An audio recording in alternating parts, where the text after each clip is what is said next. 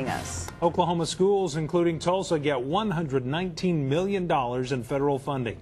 That's our top story. It's going to be doled out district by district. News on 6 anchor Tara Vreeland has the details. Tara? Craig and Lori, Tulsa Public Schools will receive a chunk of change to the tune of $7.6 million. Some districts say it will go to rehiring laid-off staff and teachers. Others say it will be a shot in the arm just to stay afloat in a drowning economy. The money comes from the Federal Education Jobs Act. Each district's allowance was generated through the state school funding formula.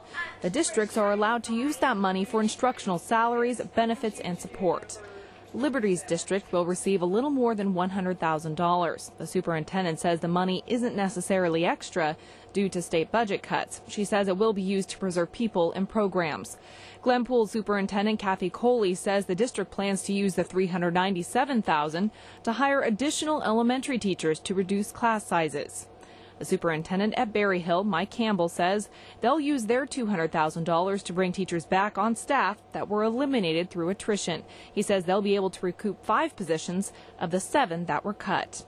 And Green Country's biggest district received the biggest boost. First of all, we'll be using this to add teachers back to specific isolated class, specific isolated class size issues where we have large class sizes where we need to bring another teacher in. Tulsa Public Schools will be buoyed by $7.6 million.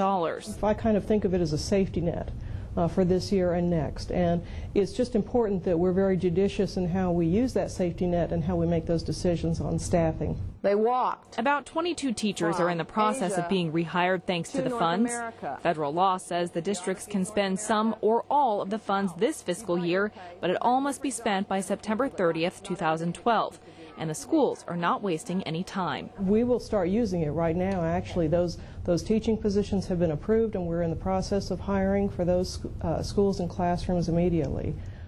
State Superintendent Sandy Garrett says the funding comes at a critical time when schools are struggling with record enrollment and $200 million less in state funding. To see the complete list of school districts and the federal funding they will receive, click on newson6.com. Tara Vreeland, the News on